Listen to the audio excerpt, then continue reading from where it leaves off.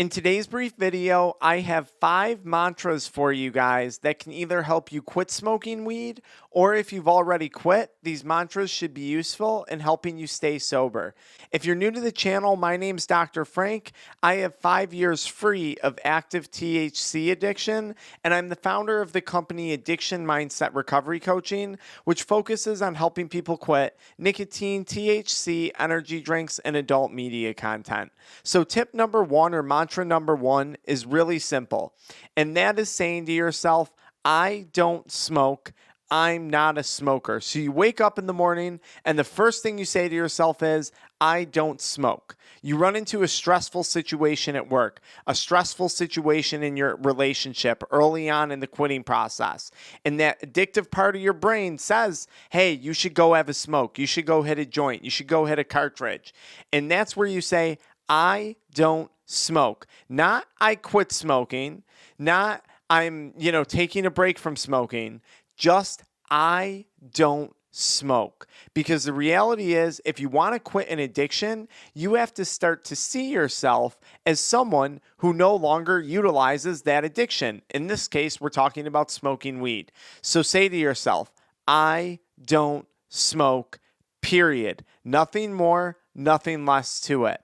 Mantra number 2, what you obsess is what you eventually possess. So what I obsess is what I possess. And basically what this is saying is the things that I give my attention to, the things that I give my energy to, the things that I focus on, those are going to be the things that become the possessions in my life. So if I spend all day long thinking about how am I going to get some weed, when am I going to smoke some more weed, how am I going to smoke some more weed, trust me, by the end of the day, I'm going to be smoking weed. If I spend my entire day obsessing over how, when, where, who, why I'm going to smoke weed again, I'm going to wind up smoking weed again. The things you obsess over are the things you wind up possessing.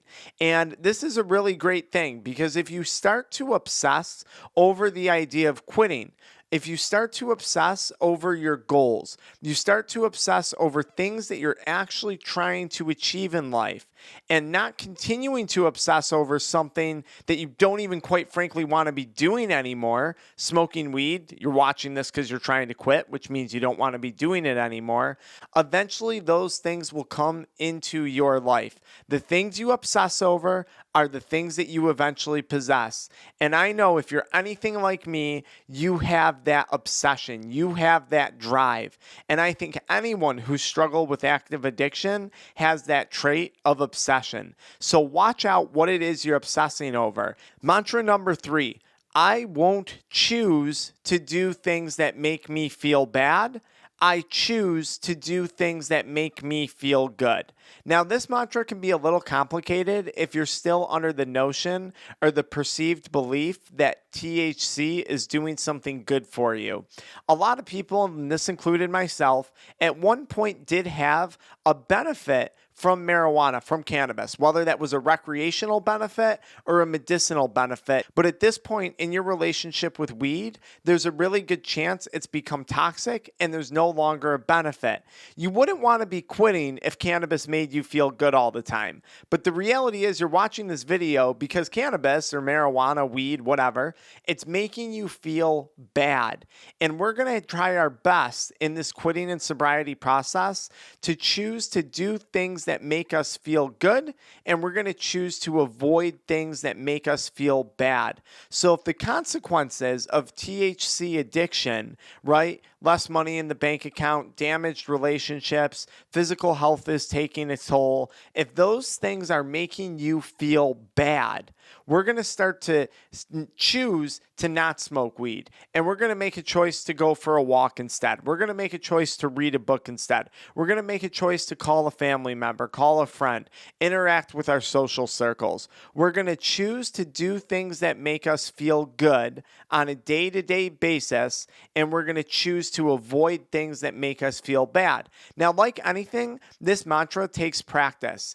If you've been stuck in active addiction like I was for 9.5 years, 9 years, you were used to choosing things that made you feel bad. You trained your brain to repetitively choose to take actions and behaviors that made you feel bad to a point where that became your new normal. So choosing to do things that make you feel good is going to take repetition and practice. And it's also going to take a mindset of realizing, hey, and accepting cannabis is no longer making me feel good. And that's a large reason why I'm going to try and quit, or rather, why I'm going to quit. Mantra number 4. I am okay. This is one of those ones where you can go in front of a mirror, splash some water on your face, especially if you're going through withdrawals, and you just remind yourself, I'm okay. Touch your face, touch your arms, touch your legs, pat yourself down, look in a mirror, and realize the world isn't ending. The sky isn't falling. A lot of times in early sobriety, we get this intense boredom. We get this intense depression. We get this intense anxiety. All things that we were experiencing even during active addiction. We were just too numb to realize that. All those things were there, though. And we get this overwhelming feeling of, I'm not okay. Nothing's ever going to be good again. Nothing's ever going to be normal again. And I need you to take a few deep breaths. And this is where I need you to repeat to yourself, I'm okay. I'm sitting here. I'm standing here. I'm breathing. I'm talking. I'm thinking. Everything is going to be okay. And I actually think that this is one of the most important mantras, especially in those early stages when you may be experiencing withdrawal symptoms such as headache, insomnia, nausea, stomach issues, irritability. Just pause, take a few deep breaths, pat your face down, splash some water on yourself, look in a mirror, and just say, I'm okay. Everything is okay. Because it is okay. Things weren't okay when you were stuck in active addiction, and that's exactly why you chose to quit. Mantra number 5 is I am free and I am learning. Now, what we're talking about is reclaiming freedom from addiction. Addiction really is like being trapped in your own jail cell. The messed up thing is only you have the key to let yourself out. No one else can do it for you. The choice is yours to take that key, put it in the keyhole, and open up that jail door. But now, if you've been locked in active addiction for 9 years, 10 years, 20 years, you're not used to having freedom. You're not used to this new experience. And there's a really good chance it feels very foreign to you. And that's okay, because sobriety and recovery is a learning process. You're relearning how to interact with your business. You're relearning how to interact with your relationships. You're now relearning how to deal with that past trauma, that past anxiety, that past depression, all of those demons that are still there, that have been in regression for the last 10, 20 years, that you've been stuck in active addiction. So just remind yourself, I'm free and I'm learning. And this helps to remind you that sobriety and recovery is a learning process. It's not a one and done type of thing.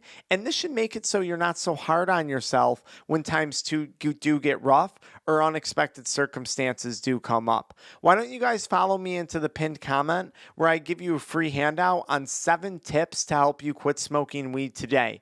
If you already got that, bounce into the next video. It's the one that YouTube recommended for you. I'll see you guys there.